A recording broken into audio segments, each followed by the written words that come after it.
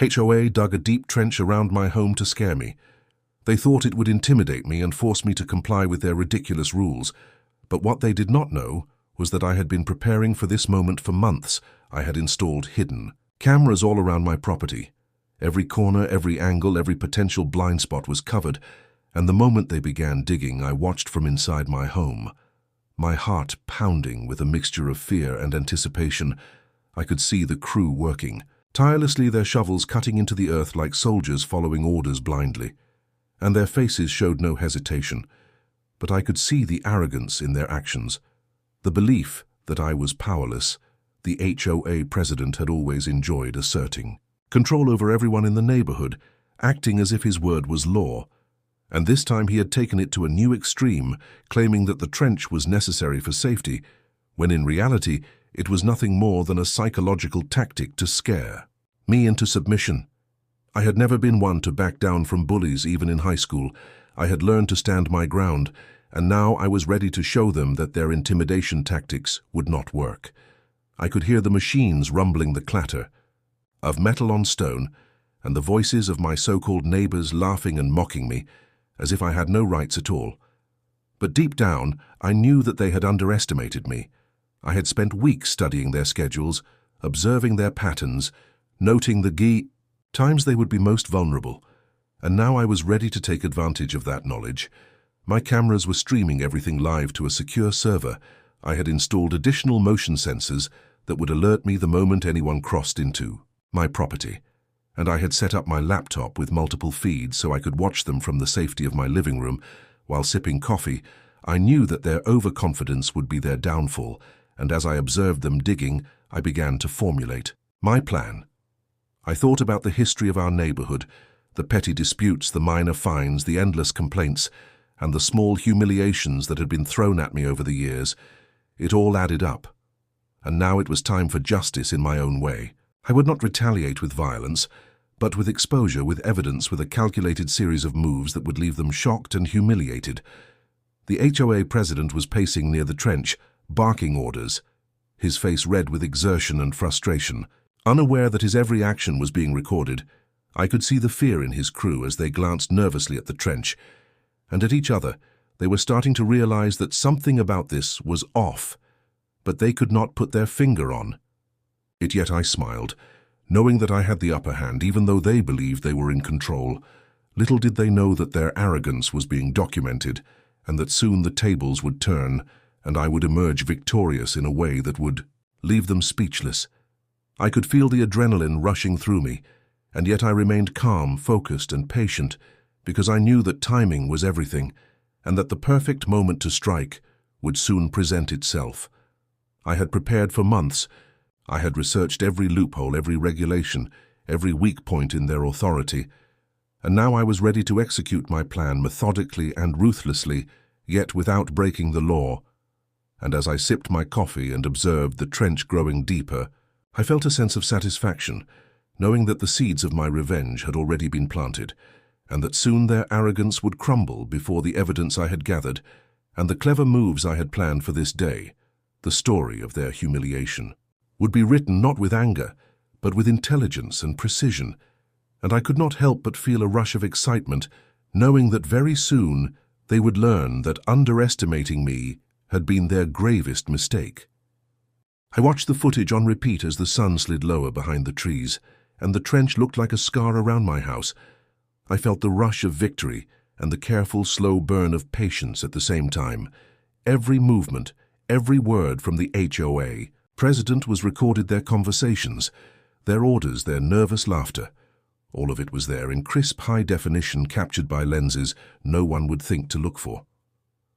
I began to catalogue the evidence, methodically labeling each clip with a short phrase that kept it organized in my mind, and in my encrypted folder, I thought about how the public would react when they saw not only the trench, but the smirking faces of people who pretended to be guardians of community standards while trampling on a neighbor's rights. I knew that a direct accusatory approach could backfire, so I built a plan that would be impossible for them to spin away. I drafted a timeline of events in my head, listing every transgression, every meeting, every threat they had ever made, and mapping each one to the video clips I had taken. It was satisfying to see the history of petty cruelties laid out like a ledger, and it gave me the moral clarity I needed to move forward. I started by reaching out quietly to two neighbors I trusted ones, who had themselves been on the receiving end of the HOA's petty tyranny. I invited them over, without revealing everything. I wanted them to see the trench with their own eyes, and to stand beside me when I eventually brought the truth to light. They arrived carrying casseroles and cautious smiles, but their expressions shifted when they walked the perimeter and watched the footage with me. They gasped without sound, and their faces turned from curiosity to a fierce sort of determination. In that moment, I realized I was not alone, and that made the plan stronger. I next prepared the legal buffer I would need to protect myself from counterclaims. I contacted a lawyer who specialized in property disputes and community association law.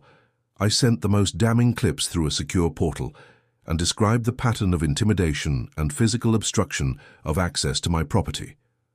The lawyer advised patience and precise language and recommended compiling a formal complaint that would include timestamps, witness statements, and a request for an immediate injunction if necessary. I followed her instructions to the letter. I transcribed the most relevant clips into text, careful to preserve the cadence of what was said, but without embellishment. I collected the names of the workmen, the truck markings, the permits that were missing, and the timelines that did not align with any city-approved work order. I printed photographs of the trench from multiple angles so they could not claim optical trickery or editing.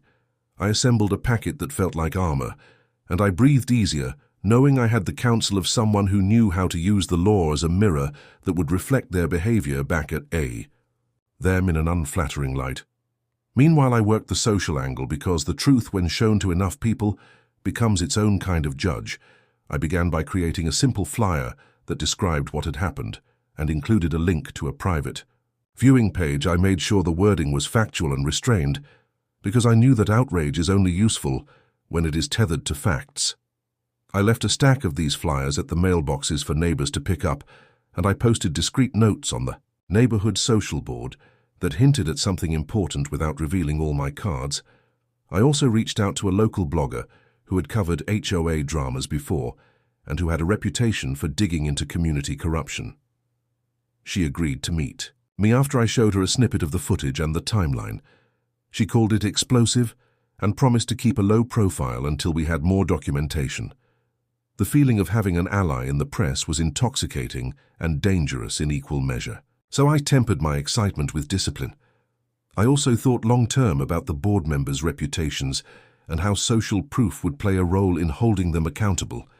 People care about their careers, their standing, their friends, and their children.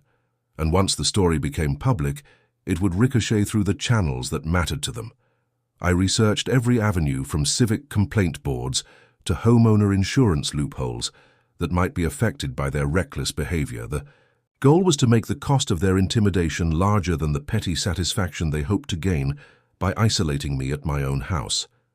The next phase involved the live reveal, and I planned it the way a conductor plans a symphony with entrances and pauses that controlled the emotions in the room. I scheduled a community meeting under the pretense of discussing safety improvements and sent a fair-toned invitation to everyone on the HOA list. I also sent a private invitation to the blogger, the two neighbors, and the lawyer. I wanted witnesses, and I wanted the room to be full, so that any attempt to spin the narrative would be harder to sustain. I set up a projector in my living room and prepared an edited sequence of clips that would tell the story without commentary and without editorializing. I let the camera footage speak for itself, knowing that the visual evidence would cut through denial and excuses. When the night arrived, the house hummed with the low murmur of neighbors. I kept my voice low and steady as I welcomed everyone. And then I started the footage. I watched their faces as the trench appeared on the screen, and as the HOA president and his cronies strutted and snickered and gave orders. It was remarkable to see how quickly denial gave way to discomfort and then to shame. Some applauded silently, others shifted in their chairs, and a few left early with faces flushed with anger. I felt a sphere of vindication grow inside me, and yet I kept my words measured and my demeanor calm because I wanted this to be about truth and not about spectacle. After we played the footage, I asked the lawyer to explain the legal implications, and she spoke plainly about rights obstructed and potential remedies. She explained that we could file a formal complaint with the city and request inspections that would likely halt any further unauthorized work. The blogger recorded the Q&A and announced that a feature would be coming that week. She asked for a list of additional witnesses and photographs, and I realized then that my careful collection of evidence had created a domino effect, one that would not be stopped by threats or by petty retaliation. The HOA tried to respond with a statement about safety concerns and community standards, but the narrative had already shifted. They could no longer pretend that the trench was a benevolent act because the footage showed otherwise and because neighbors who had never spoken before were now offering corroborating accounts of intimidation and coercion. The president appeared small and defensive, suddenly aware that his power depended on the willingness of others to accept his version of events and not on any innate authority. He looked at me with a new calculation, and I met his gaze calmly and without glee. I had wanted accountability, not humiliation, and I planned to pursue the matter until the trench was filled and the damage repaired, and until the HOA understood that their authority did not include terrorizing a neighbor. I ended the night by posting the private viewing link to a controlled group that included neighborhood leaders and local activists. I included a note that asked people to consider how they would feel if the roles were reversed, and I invited them to contact me if they had witnessed anything similar. The response was immediate and overwhelming. Names and messages poured in, and with each new account, I felt the architecture of their authority crumble. A little more, and I knew that the trench had become a tomb for their secrecy, and that the cameras I had installed would be the witnesses that turned the tide. The next morning I woke up early with a sense of purpose, the kind that only comes when you know the momentum is on your side. I checked the cameras again. The trench looked even more absurd under the morning light, the shadows stretching across, the dirt as if the land itself was mocking the HOA. I had already contacted a city inspector and arranged a time for them to come and evaluate the property. I knew that once the inspector saw the trench and compared it to permits and regulations, the HOA would have no choice but to answer for their reckless behavior. I spent the morning preparing a timeline of events that I could present to the inspector and to the neighbors who were starting to rally around me. I wanted everything documented, in chronological order, with visual proof and witness statements so that no one could claim manipulation or exaggeration. As I worked, I noticed that the HOA president had begun pacing near the edge of the trench again, his frustration visible and his confidence waning. He glanced at the cameras multiple times, and I knew that the paranoia had already set in. He had begun to suspect that something was not right, but he could not pinpoint what until it was too late. I called the two neighbors, who had supported me previously, and asked them to come over again. I briefed them on the inspector visit and reminded them to remain calm and factual when speaking to officials and other neighbors. Their faces were serious but determined, and I could sense that their loyalty had shifted permanently to truth and accountability. I also sent another message to the blogger, providing additional clips and context so that when the feature went live, it would include a comprehensive view of the incident. The morning passed slowly but with purpose. I double-checked every angle, every clip, and every note I had prepared. Everything had to be airtight, because once the inspector arrived, the truth would be exposed in a way that could not be retracted. Finally, the inspector arrived, a middle-aged man with a calm demeanor and sharp eyes.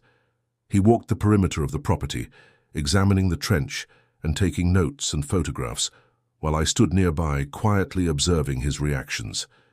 He asked polite questions about the work and its purpose, and I provided straightforward factual answers without embellishment.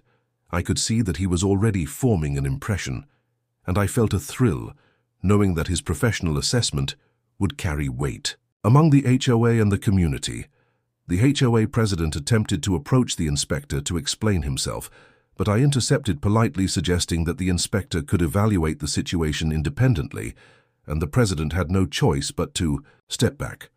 I continued guiding the inspector, showing him the angles captured by the cameras and explaining the sequence of events in a calm and organized manner.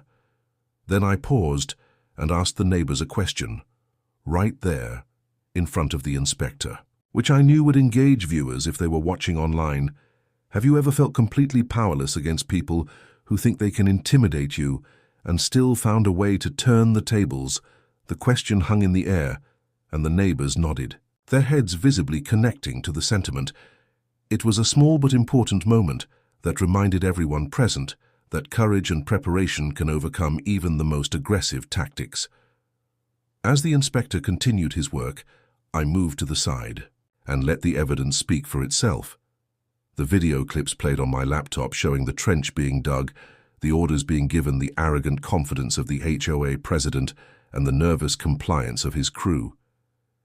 It was undeniable, and I watched. The expressions of those around me changed from skepticism to understanding to outright shock. Some whispered to one another. Others took notes. The atmosphere was charged with tension and anticipation. I could feel the weight of the moment settling, in knowing that the next few hours could redefine the power dynamic in the neighborhood. By late afternoon, the inspector had completed his evaluation and called a brief meeting. I presented the timeline and all supporting evidence while the neighbors and a few onlookers observed quietly. The inspector spoke carefully, citing local regulations, safety concerns, and the lack of proper permits. He made it clear that immediate action was required to address the trench and prevent further intimidation. The HOA president looked trapped, his usual confidence replaced by visible anxiety, and I knew that the tide had turned completely. Every piece of evidence I had gathered, every conversation I had recorded, every moment of patience and preparation was paying off, and I felt a deep sense of satisfaction, knowing that the injustice would not go unanswered. Even as the inspector outlined the next steps, the blogger was taking notes and preparing to feature the story in a controlled release. The momentum was undeniable, and I felt the power of truth unfolding around me.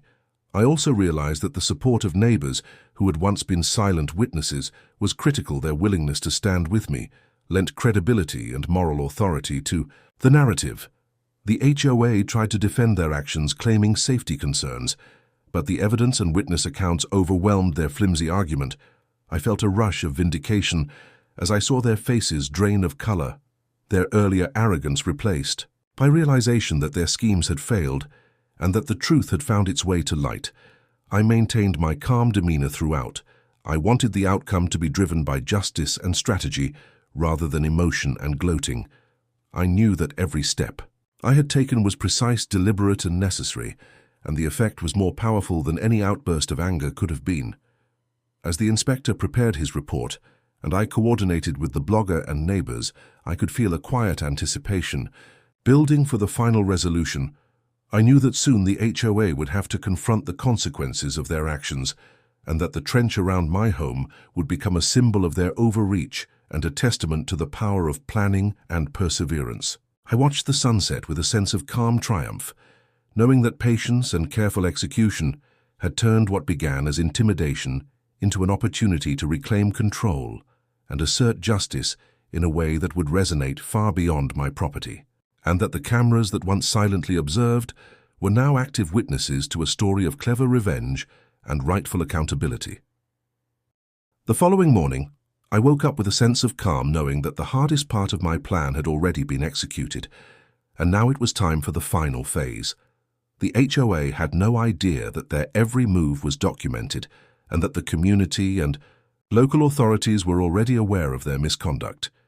I began by sending a formal notice to the HOA board, attaching the inspector's report, the video evidence, and a detailed timeline of all unauthorized actions. I requested immediate remediation of the trench and a written apology to be distributed to all affected neighbors. I also copied the local municipal office and neighborhood association, making sure the notice could not be ignored. I spent the next few hours preparing for the in-person meeting that I had scheduled under the guise of a community safety review. I knew that the HOA president would try to save face and manipulate the narrative, so I planned to control the room with facts and evidence as soon as the meeting began. I calmly addressed everyone present, thanking them for coming and outlining the purpose of the session, which was to ensure transparency and safety. I projected the videos on a screen showing every detail of the trench, the crew working under the orders of the president, and the blatant disregard for permits and regulations. The expressions on their faces shifted from confidence to shock to panic, and I watched as neighbors who had been silent for years whispered to each other, realizing the extent of the HOA's deception. I then highlighted the messages I had received from other residents, corroborating the intimidation and threats, and asked the board to respond truthfully without evasion. For the first time in years, the HOA president stuttered, searching for excuses, but the weight of evidence and the presence of neighbors and the inspector left him no room to manipulate the facts. I calmly asked him how he justified digging a trench around a private residence without approval. And without warning, I could see the frustration building in his eyes and the anger of the community growing around him. I let the silence stretch so that everyone could feel the gravity of the question, and then I presented the legal implications, citing the inspector's recommendations and city codes that had been violated. I emphasized that failure to comply would result in further action and potential fines, and that the evidence was already being reviewed by legal counsel and local media. The room was tense, the air thick with anticipation, as I watched the facade of authority crumble. The president tried to regain control by raising his voice, but his words rang hollow and were drowned out by the murmurs of concerned neighbors. I then introduced the blogger who had followed the story. She summarized the evidence objectively and promised an upcoming feature that would document the entire ordeal. I could see the panic in the president's eyes, knowing that public scrutiny was imminent.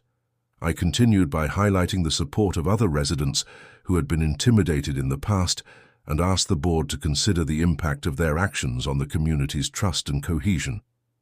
I emphasized that leadership is not about control or fear, but about responsibility, accountability, and respect for property and individuals. I could feel the shift in the room as the board members realized that their position of power was contingent upon the consent and respect of the community and that they had lost both. I concluded the session by proposing immediate remediation of the trench, full restoration of the landscape, and a formal apology letter to all residents. I also reminded them that any future violations would be met with legal action and public accountability.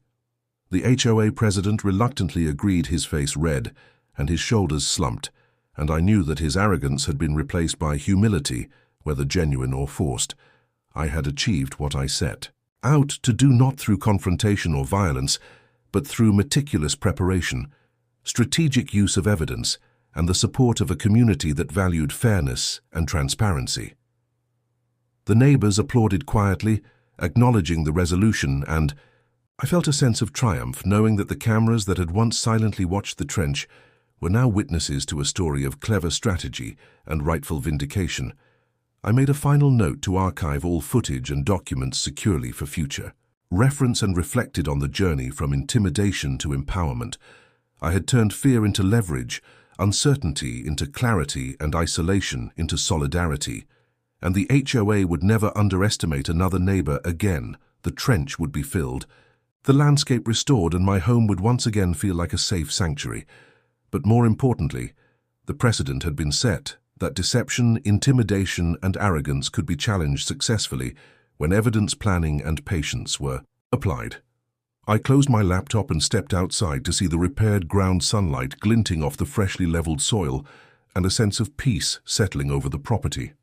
I knew that the story would live on in the memories of the neighborhood and in the records of the local authorities and media as a cautionary tale that preparation, strategy, and courage could overcome even the most audacious attempts at intimidation, and that sometimes the most effective revenge is simply the meticulous exposure of truth backed by patience and intelligence.